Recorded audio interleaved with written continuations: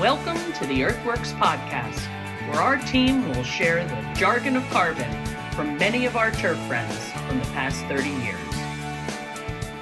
Hi, everybody. This is Joel Simmons, and this is another Earthworks Podcast. I'm thrilled to have back, I don't know when we had you last time, Justin Mandon of Pasatiempo Golf Club in Santa Cruz, California.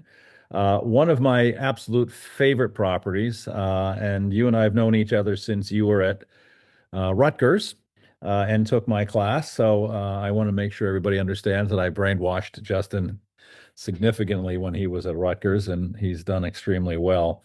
You just finished this project. I mean, first of all, it's been 2 years that you have been up to your eyeballs in construction, and it's not been easy.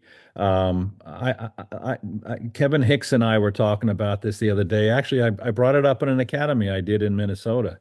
But that is one of the best grow-ins I've ever seen. I mean, every tie-in is perfect.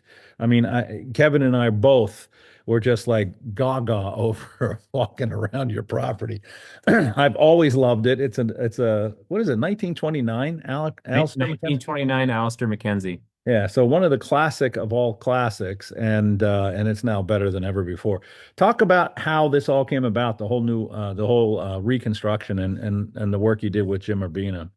Yeah. So, there was a previous restoration that was done by Renaissance Golf. So Tom Doak and Jim Urbina was here for that restoration, and that restoration started in 1999. And it was about a 7-year restoration. I mean, it went all the way on until 2006, 2007. They were doing 1 or 2 holes a year. And that restoration primarily focused on, major architectural features that had been lost. I mean, there were massive bunker complexes that had been filled in, barrancas that had been filled in, bunkers that weren't supposed to be there, that greens committees that know better than Alister MacKenzie had added over the last 50 years, right? We've all heard the stories. But what they did not do is they didn't touch the greens. It was kind of like it was a sacred thing back then, and the club really wasn't comfortable touching the greens. At that time they weren't really using, the laser technology we have now to really be able to dial in these greens from a technology standpoint like we have today.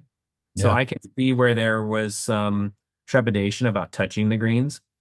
So fast forward, 2022, 2023, the club starts talking seriously about actually restoring these greens. And primarily the focus was on sustainability. And when we talk about sustainability, we talk about agronomic sustainability. And so you have 95-year-old push-up greens that perk at less than 1 inch per hour, and you're dumping a lot of recycled water on top of them. Yeah. And then you get the post-COVID golf rush, and you're pushing 60,000 rounds on these greens. So when you look at those two variables to manage, and then take into account you've got maybe three pin placements on a 8,000 square foot green that's the size of my desk, right? Concentrating an enormous amount of traffic into very small areas. And so there was a sustainability aspect that we had to get to from a pinnable location, which we wanted to restore original pins. We weren't looking to redo what MacKenzie did. I mean, he's the doctor. There's no reason to do anything but try to restore what his intentions were.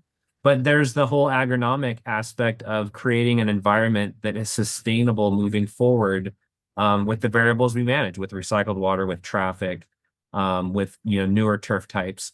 And so that really started to become the push, and really where the membership started to support a major restoration project. Talk about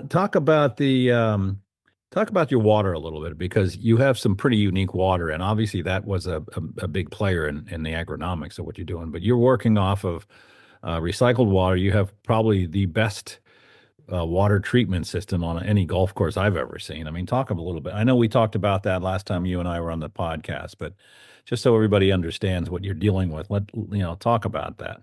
Yeah, so we went through the extreme droughts in California in 2013, 2014.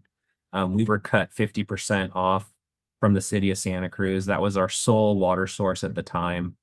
And for those superintendents that have been through droughts, 50% might as well be 80%. Right, You just exactly. don't really You once got you nothing. water the primary playing surfaces like tees and green surrounds 100%. The water that's left over after that, there's not a lot left. Yeah. You can hit some landing areas and stuff, but for the most part, we had to kill the entire golf course aside from tees and greens. And so that really pushed the envelope on acquiring alternative water sources and building what we call our water portfolio. I talk to superintendents a lot in California about trying to build your water portfolio when possible. And so we ended up self-funding a $9 million wastewater treatment plant on site that we built and we operate within our Gulf maintenance department. And so we have that recycled water, which makes up about 70 or 80% of our annual usage. We drilled a well, so we have access to groundwater that we can mix and blend with the recycled water. And then we still have access to city water that we can also use to do our flushes on the greens throughout the growing season. So the only water that you're taking in from Santa Cruz anymore is that little bit of flushing water. You're mostly self-sufficient. For the most part, it's the little bit of flushing water. If we get into hot weather in Santa Cruz, which is anything above 80 degrees, we might need to supplement a little bit with city water in order to kind of meet our needs throughout the night. If we get a long cycle of warm weather, but yeah, for the most part, we're just using that city water to flush. So you guys invested $9 million on this treatment plant, and I know you've told me this, and I don't remember the actual numbers. What's the return on investment on that, years wise? With interest, it's 12 years. Wow. So in 12 years, you'll be self-sufficient, essentially. Yeah, and so we're talking, it's been 8. Wow. Yeah. That's not a bad return on investment. And you were spending how much before in water straight from the city? $1 million a year. Yeah, which is not uncommon for those of you guys out on the East Coast. $1 million a year is a normal budget. It's probably going to get worse than that over the next couple of years, isn't it, for a lot of guys? It's gonna get a lot worse. I mean, I can't tell. There's never been a year since I've been here in Santa Cruz where we haven't seen upwards of almost 10% rate hikes every year. And I've seen a year where we had a 40% rate hike in one season. Really? That's so it's unbelievable. It's hard to budget for, it's hard to plan for, it's hard to forecast. And so we really wanted to disconnect ourselves from that. And the most important part of it was water security. Right. I mean, you can pay for it all you want, but if it's not there, it's not there. Yeah. What's the quality of the water coming out of your wastewater plant? It's recycled water, so it's going to have obviously much higher sodium bicarbonate load than potable water. But when you look at recycled water, TDS is still 500-600. Yeah, which that's like LA drinking water. Yeah, exactly. If So there is any left. if there is any left. So, we're lucky that your recycled water is only good as its original source, right? Yeah. And we live in a redwood rainforest. We get a lot of rain. So we have very, very clean water to start with. So in turn, you get really clean tertiary water at the end. So even recycled water comes out fairly clean, relatively Fairly clean. Yeah. Yeah. Let me go back a little bit so people understand your background. How long have you been here? This is my 12th year. That's unbelievable to me, by the way. Right? So you were at Olympic Club right before this during the Open. Yes, 7 years at Olympic Club. So you were I hope I get this right. You were kind of the lead assistant on the Open under Pat Finlan. Yeah, I was the late course superintendent under Pat Finlan for the 2012 U.S. Open, which was, by the way, one of the best tournaments I've ever been to, and I've been to a lot of those. Not that I'm biased, but it was a lot of fun. Where were you before that? I was at Sharon Heights Golf and Country Club in Menlo Park as a superintendent. Yeah. When did you go to Rutgers? Where were you at Rutgers? At Olympic? I was at the first golf course I ever worked at, which is La Rinconada Country Club, where Kevin Breen is at, a former GCFA president. That's where I started my career. Yes, that's where I started my career in the kart barn. Oh, really? I didn't know the kart barn and the driving range. Under who? John Pena was the golf. John was there, who's also so Rutgers guys. Another Rutgers guy, right? Another Rutgers guy. So yeah, John hired me out of the cart barn and pulled me out of the range picker and gave me a cup cutter and a rake and totally changed my whole life. And he was probably the one who encouraged you to go to Rutgers? Yeah, I worked for a summer for him and he said, "Hey, if you want to get serious, you got to go." And I was already going to school. I was doing community college here in Santa Cruz studying horticulture. Mm. And so he said, "You need to change gears and get serious about turf education." And I went to Rutgers that following winter. So that was your first real taste of golf course management. Yes. And obviously it didn't take long for the bug to catch you. Oh, it caught me quick. Well, that's Yeah. pretty cool story. So Yeah. let's get into the redo of Pasatiempo. And again, I can't speak enough about it. So you did this in two waves. You did I might have this backwards, front first and back second, or am I backwards? Yeah, we did the front nine and the practice facilities the first year, and then we did the back nine the second year. Yeah. And when did you start the front nine? April of 2023. Can we talk about some of the disasters the struggle that you had? I mean, I think it's an important story to tell because it's not uncommon for people to go through what you did. I mean, you are as good a superintendent as I work with, and so when we started going through that, we're all like scratching our head. Explain what happened with the salts and the growing. Yeah, so you plan these projects for years, Yeah. right? For years, And get excited and all you the get work going. excited and you build a team, right? You build a team of people you trust. You and Kevin as like kind of some on the agronomic side of it, and then and especially on the grow-in side and the amendments that we did in the greens, and then you have Jim Urbina, the architect and the contractor, and you put together this team that you trust. And it's important when you start to have that team. And something happens like what happened, what we're going to talk about, and you realize how much you need that team, right? Yeah. You need the people to talk to. And that's one thing I highly advise superintendents going through a major project like this is just get the people you trust together and make sure that you can rely on them, because there's going to be a bump. It might be financial, it might be a timeline, it might be agronomic. You don't know what it's going to be, but something will happen during the project. So we started growing in the greens, and and it really was just the first 6 greens that we seeded. We seeded the greens, they came up pretty well. We got a fairly good take. And then after about 45 days, it was like they just stopped. They stopped reacting to fertilization. They stopped doing the things that they should have been doing. That you have certain expectations with these greens that it's going to go a certain way, and it just wasn't obvious. We start looking at paste extracts, we start looking at EC meters, and the thing that was throwing us off is if you put an EC meter in the ground, I mean, it was reading nothing. It was looking like there was absolutely no sodium in the soil whatsoever.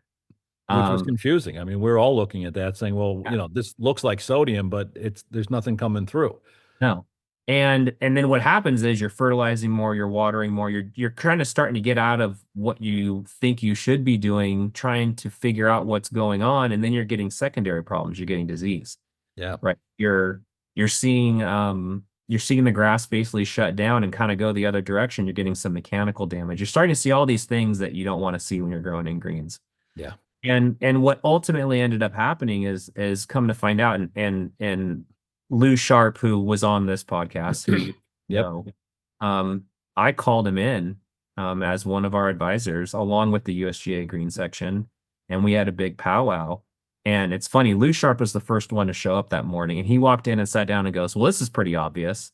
And that's what we were saying, but there was no evidence. And I said, "What are you talking about? Yeah, what are you talking about? It's exactly. pretty obvious." Yeah. And he said, if you look at the parts per million, you look at the sodium, and specifically this was showing up as chloride. Yeah. If you look at it, it is absolutely dominant on It's the only thing there. And the reason was because there just wasn't anything there other than some of these salts. Right. So even though the numbers were low, it dominated everything. So it was the only thing really working through the system. Right. And and it's an easy thing to miss. I mean, I feel stupid that probably didn't catch it as quickly. Although we both suspected that this is what it was, but we weren't really getting confirmation. And then Lou really kind of confirmed it. Yeah, and Lou said, "This is every growing in the Middle East." Yeah, that's one of the best Yeah. lines. He I've said, seen this 100 times. yeah, this is easy. I see This this is so everywhere I easy. go. Yeah. Yeah. I don't even need to go out there. I can tell you what this is. Oh, yeah. We walked out there and looked at 3 or 4 greens. He wasn't even interested. He's Yeah. I already know. I know the solution. Yeah. I know what's going to happen. I remember he told me, he said, in 3 weeks, you're not even going to be thinking about any of this happened. And I didn't believe him. Yeah, I didn't either. just looked at him. I said, you don't know what I've been through the past 6 weeks. Yeah, yeah. I And did. I knew. yeah, you I knew. called you a couple times on the Yeah. roof, and I'm trying. Yeah. No, please don't jump. Please. I was don't. looking for the ladder there, but Yeah, exactly. it's funny. We did a flush, and we did calcium sulfate, sulfate of potash, and we do a flush, and we did a flush on a Thursday. I left work. I took Friday, Saturday, Sunday off. I needed a break, and I wanted to give it. I wanted to give it some time, and I came out on Monday, and I tell you, Joel, it was like it was like a completely different greens. Those greens were just, they had the color you would expect. They perked right up, and sure enough, like Lou said, within 3 weeks, a lot of the concerns had completely gone away, and the last 3 greens of the 9 grew in great, and we had no issues with them because they got on the program early, and we just realized that, yeah, these bent grasses are much more tolerant of sodium load than the POA ever was going to be. But during that initial stage of germination and establishment, they're babies. They're really susceptible, and especially with the chloride levels that we had, they were extremely high. So, once we got on that program on the back 9, it was a completely different growing, where we were growing too much.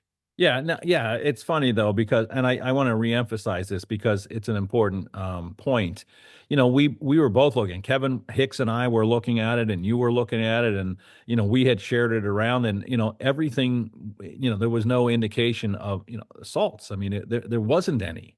It's just that there wasn't anything else. It was too clean a water, and the only thing that was dominant was the salts. And you're talking about a plant that's, literally an infant just out of the womb, and it's not going to tolerate that. Now, that same level nobody would have ever thought twice about it on an established property. It would never have impacted anything.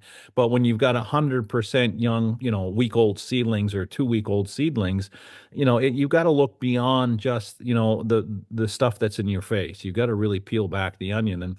And ultimately we were able to catch that, and you were able to get off the roof and start to breathe again. But man, I can vividly remember the state of mind of where you were. I mean, and the other thing that we didn't mention is that not only were you going through this, but you were under a pretty serious time restraint. You had to have this thing open on a certain date, and it wasn't it wasn't out very far. You were really opening up very quickly. I mean, for those who don't know Pasatiempo, and you should, it is a public-private course. So there's an awful lot of pressure and a lot of people wanting to see what they were doing.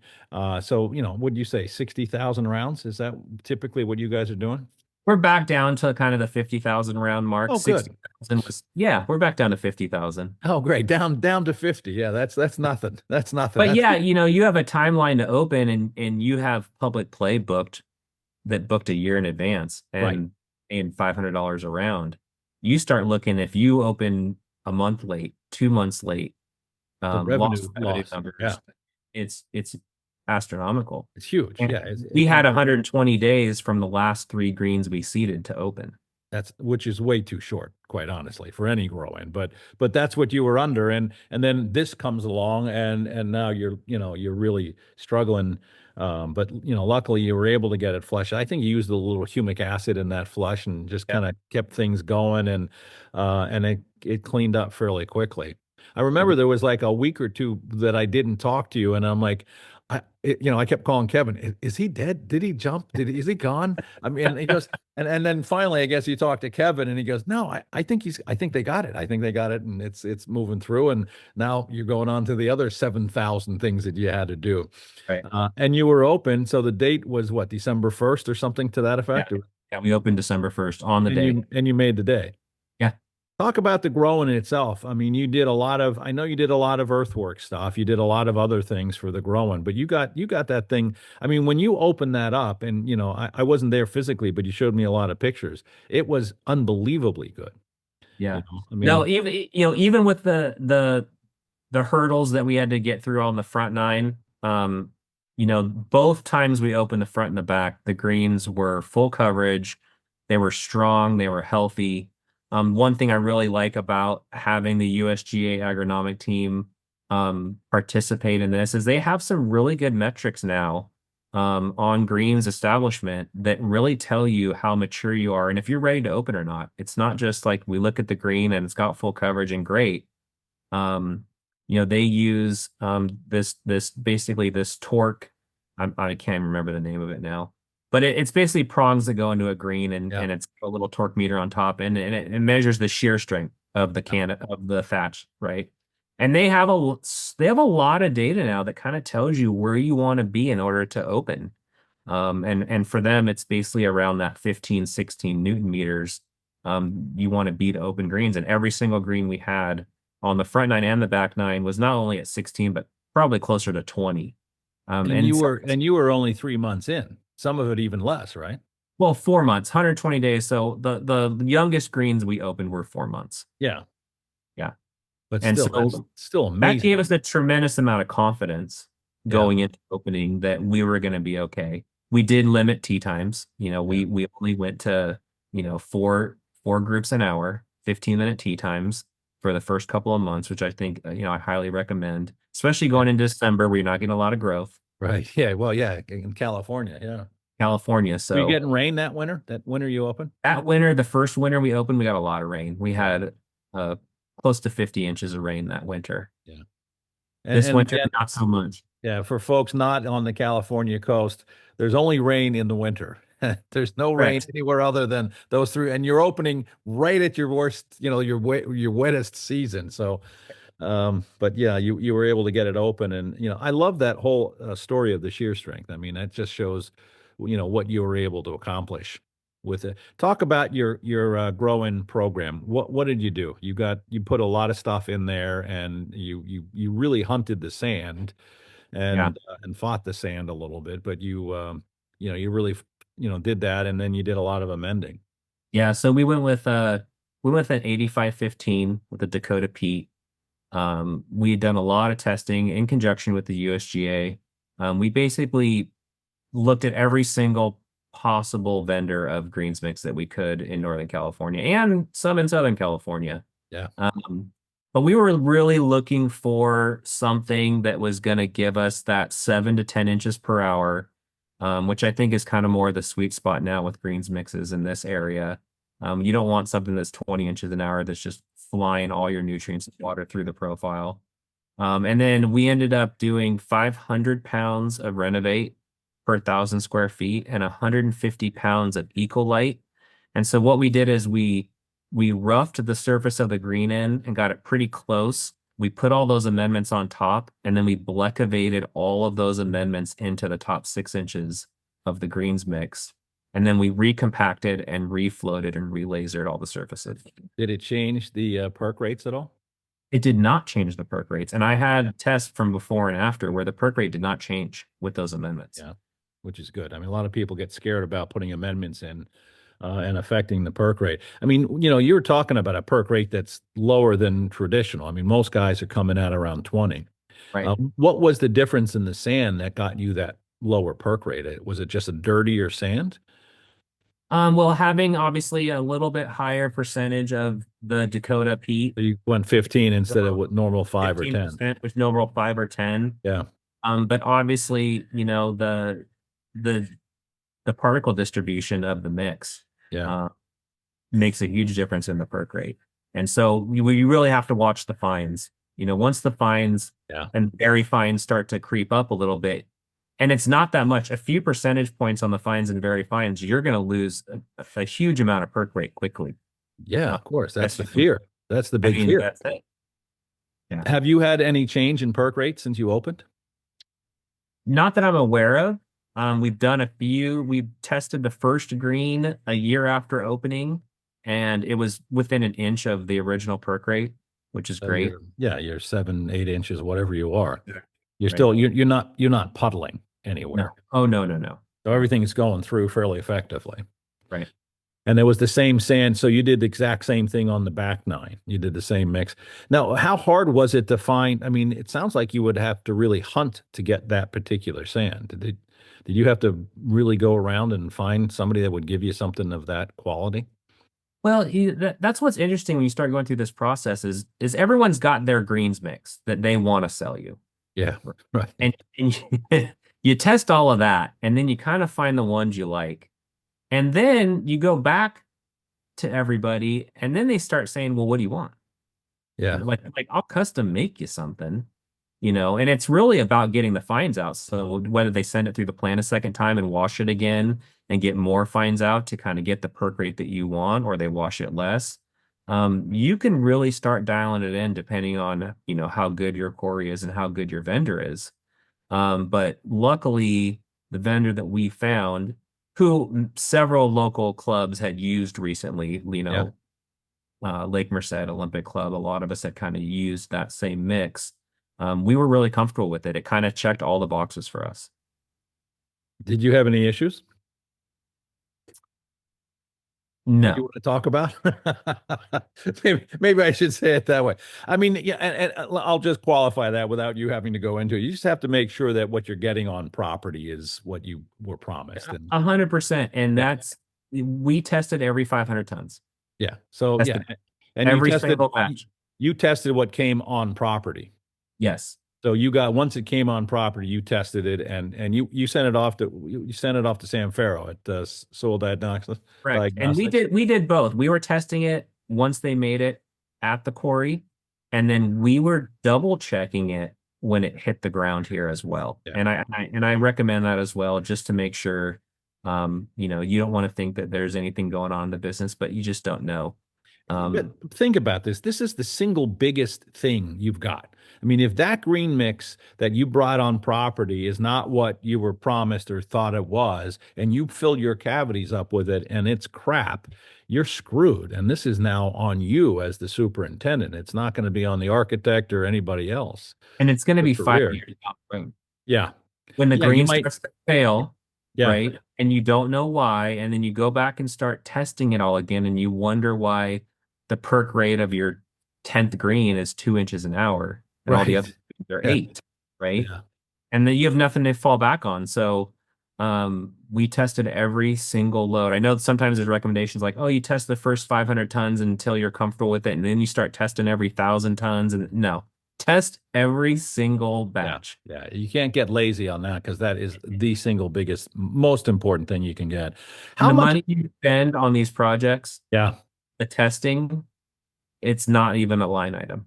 Right. Did it slow you down at all, the testing process? It can. And so, there were a couple of loads that were made that didn't pass that we had to reject. And sometimes they're just not ready or geared up enough or prepared, because they can make the sand that day, but you got to get it tested again. So you got to send it out to Sam, and you got to have him test it. And that could be a 2 or 3 day period. So there were a couple of times where we were just waiting for tests, but that time that you wait is worth its weight in gold. Yeah. So you can't not do that. I mean, that's one of those things you just got to build into the schedule. Again, maybe the most important thing. I mean, and bunker sand. Yeah, good point. Yeah. Don't forget about the bunker sand, because you should be testing the bunker sand at the same level, I believe, as the greens mix. Yeah. Yeah, that's a good point. And probably I would be willing to bet most people don't.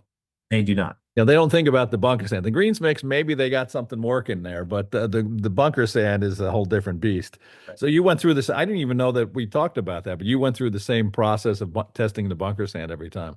Absolutely. How many bunkers did you put into this course? I mean, or you didn't add new bunkers, because you were really trying to match the old MacKenzie design, but so we rebuilt. We made them bigger, though, didn't you? Some of them. A lot of the bunkers got larger. They kind of shrunk in size since the last restoration, which is kind of natural evolution of what happens around these golf holes, and so we ended up rebuilding 88 bunkers, basically, we have here on the golf course. Yeah, and they're spectacular. I mean, I'm a bunker freak when it comes to architecture, and when we drove around a couple of weeks ago, that just jumps right out at me, which is fun. Let's talk about the back nine. Now, you had gone through this whole sodium thing, and you had lost all your hair and probably 40 pounds of your weight and probably 5 years of your life from that whole experience. But what did you learn going into the back nine? So you again, just to qualify this, the first nine was done in one section, and then you finished that, opened it, and then you went and redid the back nine. What was different when you did the second phase? Well, there are some things that were different that were not in our control, like weather. Right. The first nine, when we seeded those initial greens, we had 8 weeks of fog. We didn't see the sun, which also did not help us. I forgot to mention that. Yeah, that's not a good thing. That's not a good thing. Newly seeded greens like sun. Yeah, I've heard that somewhere. Yeah, in one of the books. It was in a textbook. So on the back nine is just a completely different environment. We had great sunny, warm days from day one. I mean, we had very little fog this summer, which is kind of unusual for us. Yeah. So the environment helped a lot. But we knew the program. We knew that at 21 days, right at that first mow, you're going to start the first flush. Yeah. And every 21 days after that, until you're really confident that the greens have full coverage and you're kind of getting the heights down, you're doing a flush every 3 weeks. And I can tell you, Joel, I need to go back and look. I was talking to my assistant about it the other day. I bet you we put out half the fertility on the back that we did on the front, and we got more growth. Why?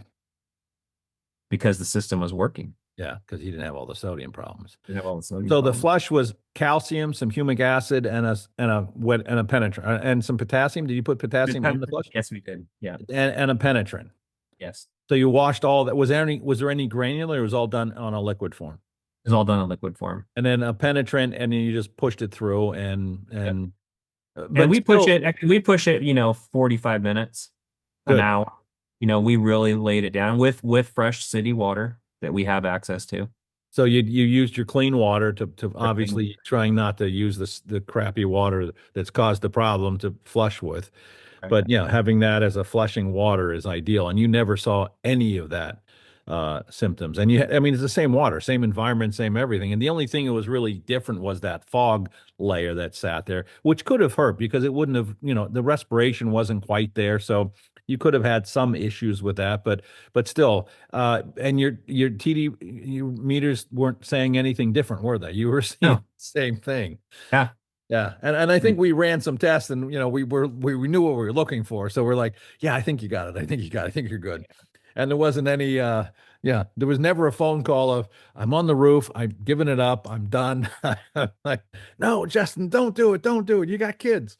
I mean, you talk about a green that's, 45, 50 days old or 60 days old, and we haven't fertilized it in a month. And my assistant's saying, I take a walk mower with a basket, I go one pass up and back, I got it done. Yeah. I mean, they were just blowing out of the ground. It was how much nitrogen did you use to grow in? On the front, way too much, but it didn't really.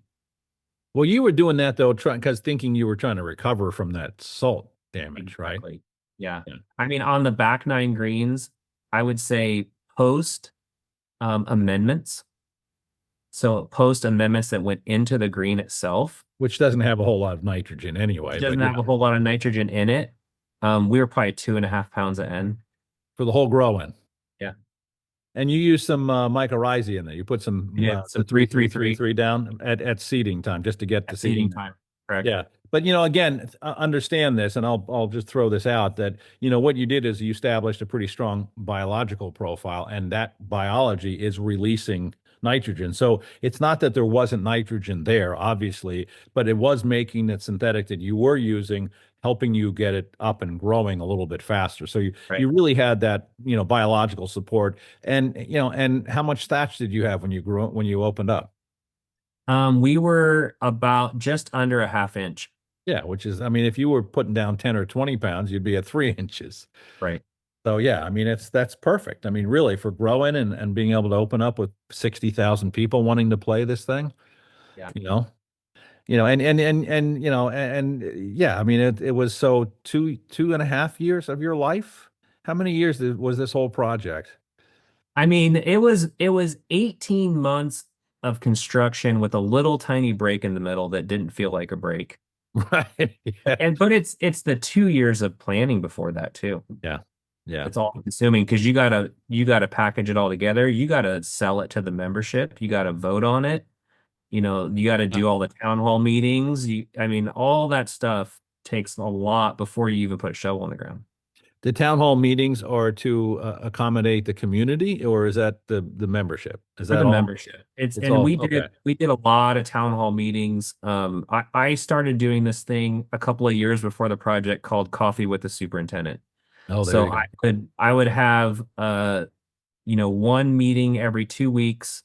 I'd do it for maybe a 6 week period. I have 3 or 4 meetings. I'd only allow 12 members to attend because I wanted the group to be small and pretty focused. The same members? No, it was different Always members. It changed. Okay, was so you'd whoever always signed rotate up. them. Yeah. It was whoever signed up. And what I'd do is I'd take them out to these 95-year-old push-up greens. I'd stop pulling cores. I'd start showing them what we're growing grass on.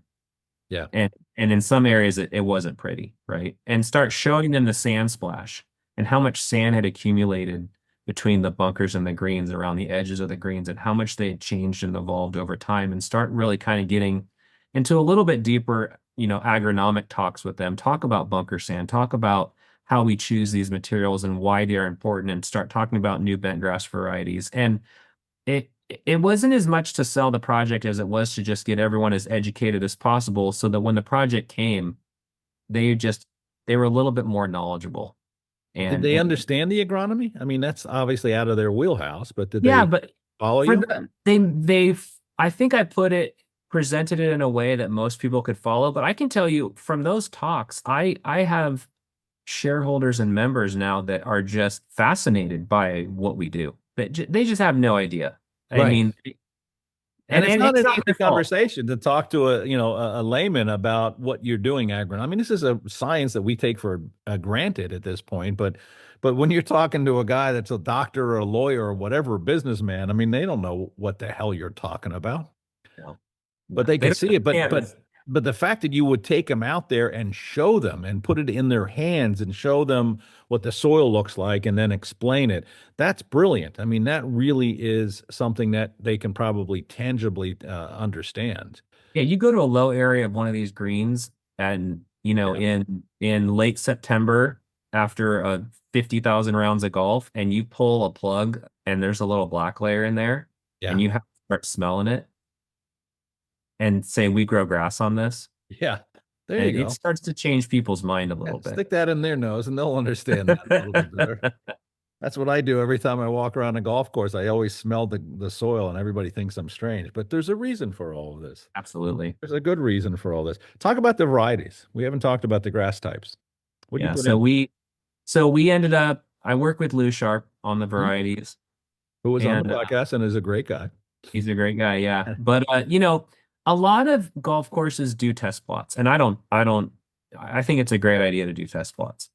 I think that sometimes they kind of get pushed off to the side in an area and, you don't have golfers on them. You don't have play on them. I think it can tell you and give you some good, valuable information. But, I always think about a guy like Lou, who's literally at almost every single grow-in that T Degree does Yeah. worldwide. Yeah. Worldwide. Okay. I just don't know how much more knowledgeable you're going to get from someone that's going to be able to help you choose varieties. If you're going to go T to green, obviously you want to go seed research, and you got Leah, Yeah. and there's tons She's of other wonderful. professionals, and Yeah. she's fantastic. I'm not trying to say choose one or the other, but Pure Distinction had been kind of the dominant turf type that bent grass greens were going to in our area, and I went around and toured every single Pure Distinction, new construction that had been done in the last 5 years, and I liked it. It's a great grass. But I was in talking to Lou, I'm like, hey, we do a lot of rounds and we have recycled water and we're dealing with some other variables that maybe some of these other golf courses aren't thinking about. And then he highly recommended doing a blend, and it's their prestige blend. So it's Pure Distinction 50%, Pure Select 50%. And that Pure Select's got a little bit fatter leaf blade. It's definitely the most salt tolerant bent grass that they produce. And so I was really comfortable going with that blend. And I can't tell you, I'm extremely pleased with it at Can this you see point. the difference? between the You varieties? can. No, you can see a difference Yeah. between the varieties. Yeah. Absolutely. Yeah. Is that a concern? No, and in fact, It looked fantastic, but yeah, there's a lot of architects that want contrast. They don't yeah, want that monoculture look. I would think, Um, especially on a, McKinsey course, an established course of that age. I mean, there was never, it was always modeled, you know, right. from day Except one. maybe like the first 3 years it was open. Yeah, well, maybe, but we don't know. It's 1929, so who knows? Exactly. So who knows at all? Talk about you. You're gonna, talk about the work you did with Jim. Jim Urbina was the architect, and I didn't realize this, but he had worked on the original redesign with Doak. So Yeah. he was originally on the Doak team, Mhm. and I didn't realize that he was at Pasatiempo on that first go round. Uh, I know you've known him for a long time, but share with everybody your experience working with Jim. Jim is just an absolute joy to be around. I mean, when you do these projects, you have an architect, you have a superintendent, you have a contractor, you have consultants, and if one of those individuals, if they don't marry with the other, Yeah. these projects turn into nightmares. And we've all heard stories about certain architects or certain contractors or even certain superintendents that might not be the easiest people to work with. Yeah.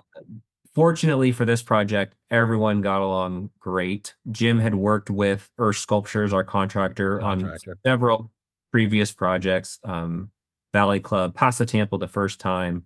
So he had done a ton of work with them, and they're a small family-owned construction company in California that kind of specializes in MacKenzie restoration. So for us, they were the go-to contractor. But Jim, the thing that's great about Jim is that um, he's confident, but he's not cocky.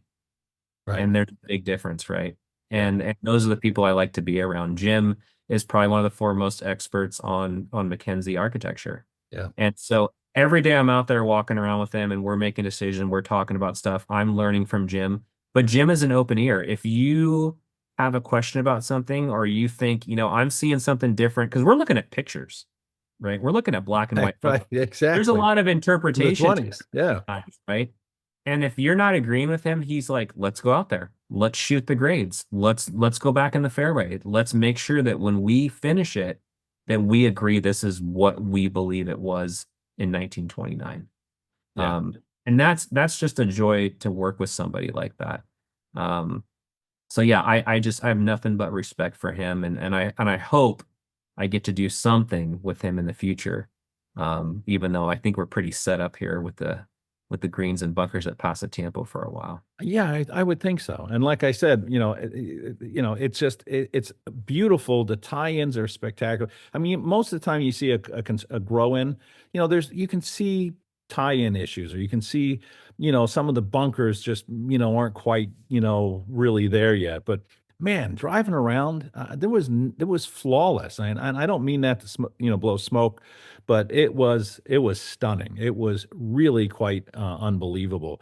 So you're going to be with Jim in a couple of weeks down in San Diego at the GIS. What's the deal and when? Tell Yeah, everybody. so Jim and I were asked by the USGA Green Section, George Waters, who's head of the USGA Green Section. They do a golf course renovation class. And so Jim and I are going to be participating in that class. They're kind of profiling the restoration of Pasatiempo Golf Club. So Jim and I will be down there. I know the class is already sold out. It's going to be standing room only in there, but we're going to go down there. And I know the last hour of the class will just be exclusively Jim and I talking about the restoration at Pasatiempo and everything that we did here on property. No, that'll be cool. Hopefully I can make that. Tuesday's a crazy day at the GIS, and you're gonna be around all week. I will be, yeah. The question I have to ask you now, though, is what's the temperature where you are? It was cold this morning. We were 32 degrees. Really? Yeah, it's been I didn't realize it got that cold there. Well, once in a while. I'm sitting in New Jersey right now. It's 32 degrees, and you look like you're in the tundra, wearing your hat and your big jacket. And that's because I don't have a heater in my office, but that's true. That's because it never gets that cold. We're probably going to be, high 50s today. Yeah, we're going to be 32 today. Right. And I'm in a t-shirt and a sweater. Not that there's anything wrong with that. Yep. What's it like now that you're done? You're done. It's all done. I mean, are you going to be bored for the next 5 years? What goes on in your world? They going to redo your maintenance facility or do anything nice like that? What's the next thing going on at Pasatiempo? Yeah, we're looking at a new maintenance facility. It was kind of, when we were doing the restoration project here, and I was talking to the board, I just kept telling them when this is done, we need something, and Yeah, you they need something. they recognize it, and they've recognized a new maintenance facility as being one of the top capital projects coming up. So I've already actually started doing the groundwork for a new maintenance facility, but there's still some restoration work that needs to be done out here. We don't have the first hole. The green is in the correct place, but the fairway and the tee kind of are not in its original place. And so there's opportunity to restore the first hole. And there's a couple other little things that I know Jim and I really would like to get to restore it 98% of what it was in 1929. Really? Yeah. So yeah, there's plenty of work to do. Where would the facility be? Where would your shop be? In the same spot, or you're moving it to another corner? I think No, we'd move it down to the other end of the maintenance facility where we had an old nursery green, a Oh, large. that's okay. So when you come in, you to the left there, and Yep. and what happens to the current building? We'll keep some of it. We'll keep some of it and rehab it and storage, and then we'll probably take half of it and turn it into a members lounge, member facility. Perfect. Build a little putting green, chipping green down here for them as another practice facility. So what's your favorite thing about Pasatiempo? Oh boy. I know. That's tough. It's funny. I've been here 12 years. There's never been a morning I've driven through that gate and not wanted to be here. I mean, truly. Oh, that's nice. To be here. Yeah. Even on the worst days, they're not the worst days. And except for those couple days when the grass starting to except for those couple days when those new seedlings didn't want to pop. But the weather here is just, it's unbeatable. Yeah. In the summertime it's 72 to 78 degrees every day. It's perfect. It's perfect. And in the wintertime, if I get 5 frost delays in the winter, that's about all you ever see. Have you ever had snow? Not since I've been here. There was a little flurry in the 70s, I think. A little flurry. That I've seen pictures of, but no. It came and went in an hour or two. Exactly. As soon as the sun came out, it was all gone. It's just the ideal cool season growing condition. Yeah. You don't have high disease pressure. You don't have high insect pressure. You have really great growing conditions. You have a 12-month season. And that's kind of a little bit of the hard part of it, is that it's a marathon out here. It's not a sprint. We're going to be, there's not an open tee time Friday, Saturday, Sunday till 3:10. That's unbelievable. When do you guys get to work? I mean, when do you get to get stuff done?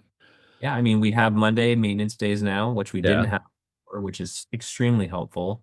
And you just have to get out there ahead of everybody and get it done. So you're out there with lights on. We're out there with lights on at 5:30 in the morning. Are you using robots yet? We are. You are. So you're starting to play with some of those. I think we talked about that. Some of that autonomous stuff, yeah. Like on approaches, I mean, you're kind of playing with them in certain areas. Yeah, we're focusing on the green surrounds, so kind of the new spotted areas. Yeah. And I'm extremely pleased with what I've seen so far. Oh, good. So there is a future. There will be a future. How quickly it comes and how we'll see, but it's coming. Yeah. And are you using the big machines, or you're still working with the little ones? We're working with the small ones right now. Yeah. But then, they're going to, for what you're using them for, it's kind of perfect for what you're doing. Absolutely. You've done some talks across the country on your water system. Is that stored anywhere? I mean, if people wanted to know exactly what you're doing, is there a place that they can go and find that information? Is there a video of anything? I mean, other than, I know we talked about it on an Earthworks podcast, or if, somebody wanted to reach out to you, is what you guys have done with this. I mean, like you said, it's a $9 million investment, which would scare away 90% of any club, but it's, what do you tell me, a 12-year, 12-year ROI?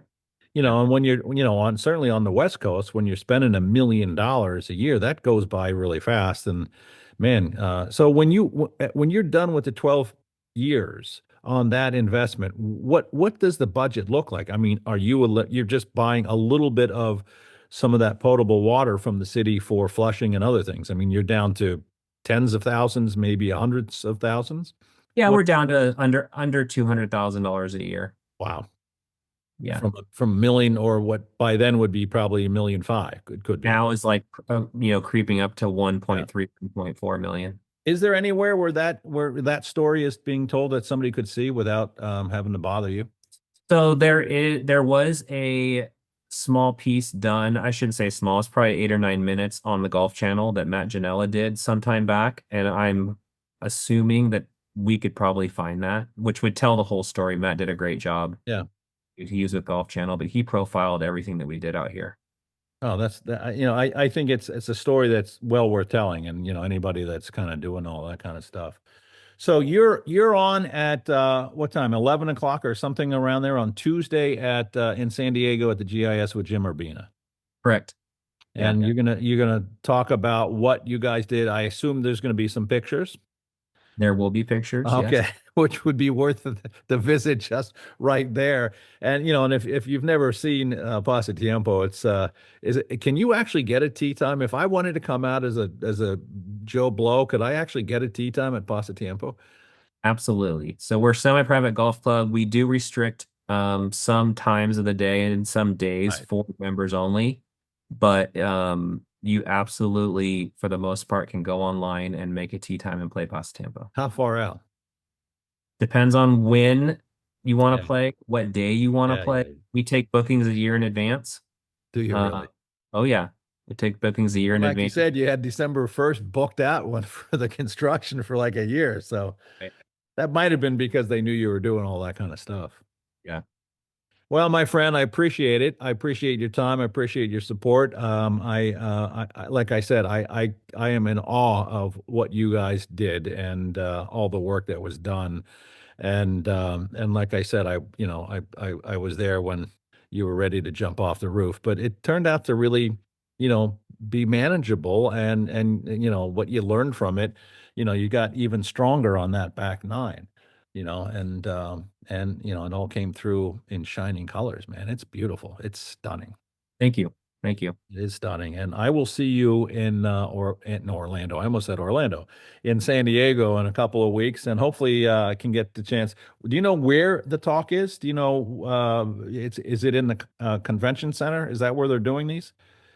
I haven't even looked yet, to be honest. But it would be on the list, and if you wanted to look it up, you could find it. It's But it's a Tuesday class, 8 to noon.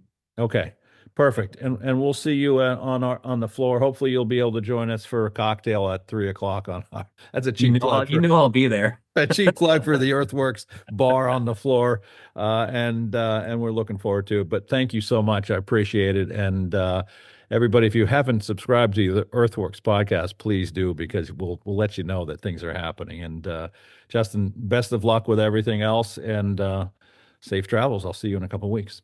Thank you, Joel. Very good.